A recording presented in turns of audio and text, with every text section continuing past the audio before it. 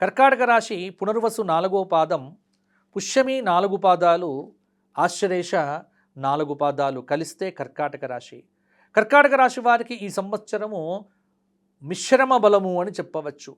గురువు మిథునంలో జూన్ 1 వరకు, ఆ తరువాత కర్కాటకంలో జనుమంలో, సింహంలో సంచారం, శని అంతా ఈ సంవత్సరం నవమంలో సంచారం, రాహువు అష్టమంలో, కేతువు ద్వితీయంలో, ఈ విధమైనటువంటి గ్రహ సంచారాన్ని ఆధారం కనుక చేసుకున్నట్లయితే కర్కాటక రాశి వారికి కొంత సంవత్సర ఆరంభం కంటే జూన్ తరువాత అనేకమైనటువంటి మార్పులు వస్తాయి. ముఖ్య కార్యక్రమాలు సిద్ధిస్తాయి. పట్టుదలతో పనిచేస్తే కర్కాటక రాశి వారు లక్ష్యాన్ని చేరుకుంటారు. ఒక శుభవార్త మీ ఇంట్లో సంతోషాన్ని నింపుతుంది. ఒక ముఖ్య వ్యవహారంలో ఆర్థిక సహాయం అందుతుంది. ధైర్యముగా వ్యవహరించి చాలా విజయములు కూడా పొందుతారు. పనిలో నైపుణ్యాన్ని పెంపొందించుకుంటారు. రోజువారీ పనుల్లో కూడా కుటుంబ సభ్యుల యొక్క సహకారం అనేటువంటిది పొందుతారు. ఆరోగ్య విషయంలో ఈ సంవత్సరం అంతా జాగ్రత్తగా ఉండండి. అక్టోబర్ తర్వాత మొండి వైఖరి బాగా పెరుగుతుంది. ఆదాయానికి తగ్గ ఖర్చులైతే ఉంటాయి. మొత్తానికి కనుక చూసుకున్నట్లయితే వీరికి కర్కాటక రాశి వారికి ఏప్రిల్ నుంచి మే, జూన్, జూలై ప్రతి విషయంలో పట్టుదల అవసరమవుతుంది.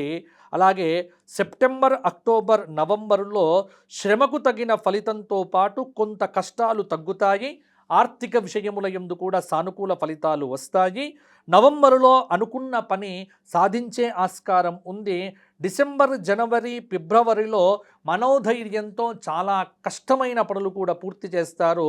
మార్చి 2027, ఏప్రిల్ 2027లో అనేక అద్భుతమైనటువంటి ఫలితాలు అనేటువంటివి మీకు కలుగుతాయి. ముఖ్య కార్యక్రమాల్లో ఆలోచనతో ముందుకు సాగండి. అపార్థాలు వచ్చే విధంగా మాట్లాడకండి. కొన్ని విషయముల యందు కృషి లాభము, గౌరవము మొదలైనటువంటి శుభ ఫలితాలైతే తప్పకుండా కలుగుతాయి. కర్కాటక రాశి వారు ఈ సంవత్సరమంతా విశేషమైనటువంటి శ్రీరామచంద్రమూర్తి ఆరాధన చేయండి.